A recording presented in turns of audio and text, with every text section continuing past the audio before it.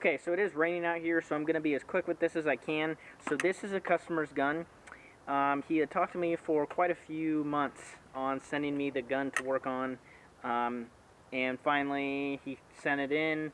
I've been busy for quite a while on builds, so I kind of freed up, so he sent it in. So this is kind of a Franken gun. It is a AGM Stubby M4, or it's an A&K. I can't remember which one. It's one of the Chinese brands.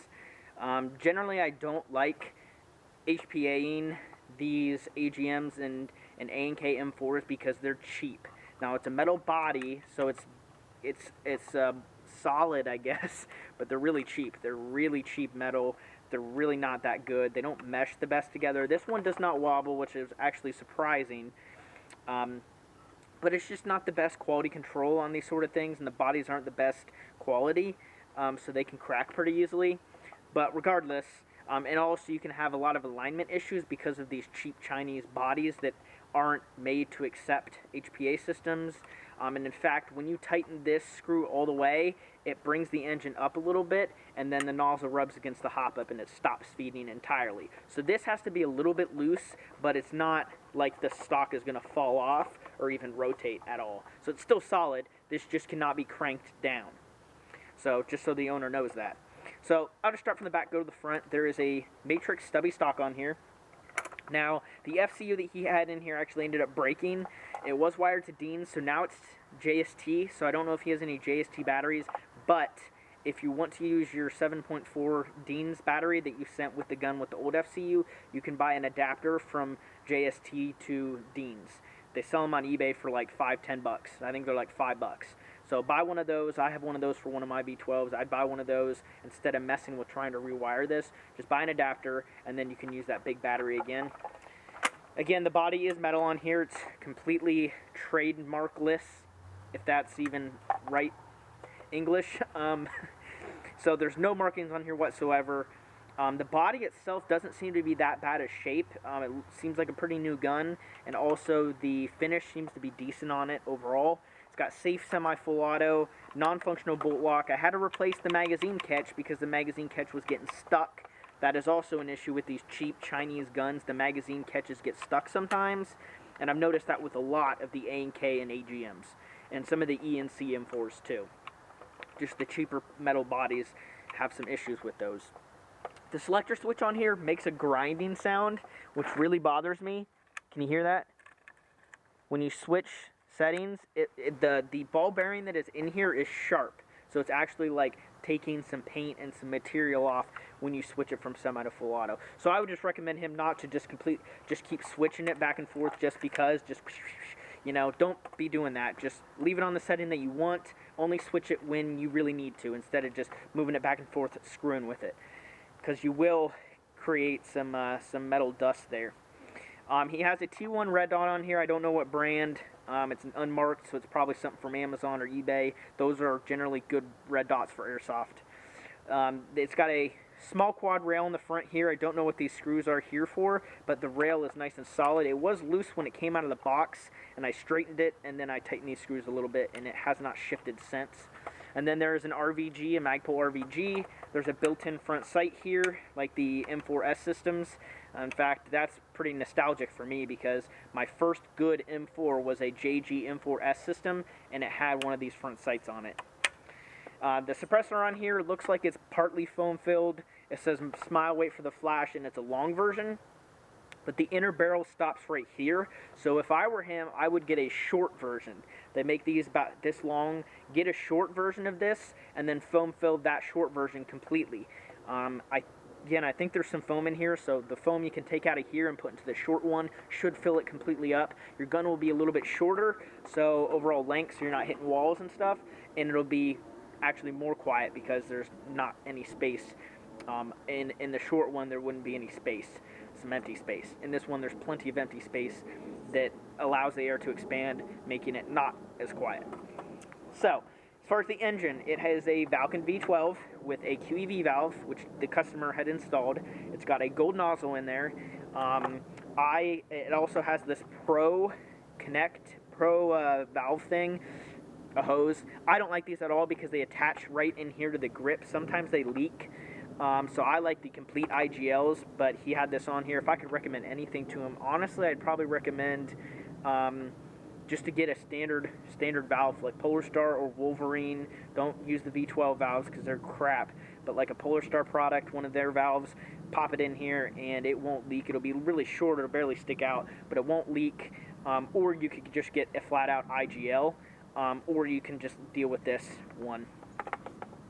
Hop up wise, I put a G&G hop up in here because the stock one, the wheel was really loose.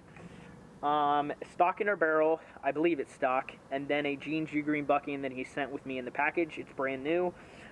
We're using .25s, and his FPS limit is 325 with a 2.5 for 0 MED at his outdoor field. So that's what he's going to use. It's like 1.2 joules with a .25. So it's nothing high. It's like 1.22. So it's not high at all. I believe that field that he plays at allows semi and full auto at that feet per second, which is cool. So he's going to be able to use both semi and full auto. But I don't know, maybe some of their games are just semi only, which makes sense for like close to quarters, like city, if they're using like city, you know, small games where they just section off the field into the CQB parts. But yeah, pretty sure they'll allow full auto at the field. He said he really only uses full auto when people are cheating. I have it set for 30 rounds a second, which is decent. So if somebody is cheating, he can give them, you know, 10, 20 bursts of BBs on full auto. 30 rounds a second is really nothing crazy. And this is the old firmware on the FCU, so it's probably like chronoing 29, so it's not even exactly 30. But I have it set for 30. It's just always like 1 round a second slower. But overall, it shoots great. 2.25s. The hop up is maxed out, completely hopped. It's shooting probably 170 feet with .25s, which is decent. If he wants to, I wouldn't use any heavier BBs. I would use 2.5s. But if he wants more range, maybe get like a flat hop nub and put that in here, and it would give you more hop. So then you can back the hop off a little bit and get some more range out of it. But again, I'd say like 160 feet maybe is when they start to drop. So it's not the best range, but the barrel is from here to here, and it's mainly stock parts. It's G&G hop-up bucking and G&G unit. This is kind of a budget build, it really is. But this is a great gun. It functions great. We're going to test it with mid-caps and high-caps. I'd probably recommend the or high-caps only, but I don't know if he likes to run mid-caps more or not. But we'll test both to see the feeding. As far as regulator, I'm using a Ninja LPR at 85 PSI, and it shoots that 325 with .25s. And I have a Gorilla 62 cubic inch tank that has like 1800 PSI in it. It's my last tank full of air. Okay, so let's set this chrono for .25s. Put it through the chrono here. 332, 333, 333, 334, 334, 334, 335, 334, 338, 334. So as you can see there, it's extremely consistent on feet per second. It's a little high. That's 1.3 joules. His limit is 325 with a 2.5. So that's a little bit high, so I would probably try 80 PSI and run that and see how that does. But let's go ahead and try full auto for rate of fire. 28.9 rounds a second, 342 FPS. So again, it's a little high on feet per second. Okay, so let's go ahead and test a mid-cap. We have an Elite Force with 120 rounds in here, so it's not fully loaded, but I recommend underloading your mid-caps always. So 120 rounds. I also shorten the trigger pull.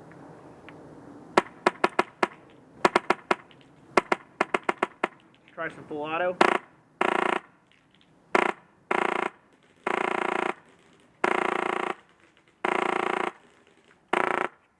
Well, full auto ran 100% with that magazine. Alright, now let's test a Vietnam mid-cap. These are mag brand with .25.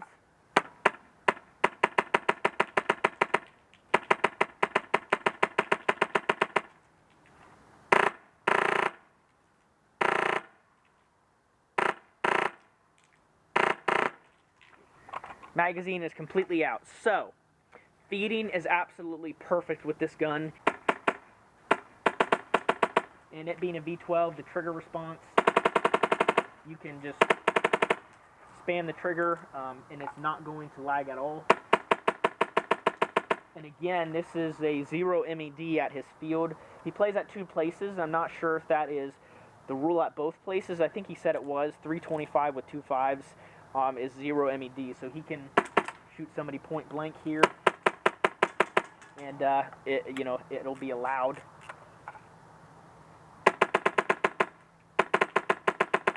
But range on this, again, about 370, which for such a small inner barrel and the really lack of expensive upgrades, this is a nice budget gun that shoots great. And as you can see there, if someone's cheating, you can give them a nice burst and they'll call out, trust me.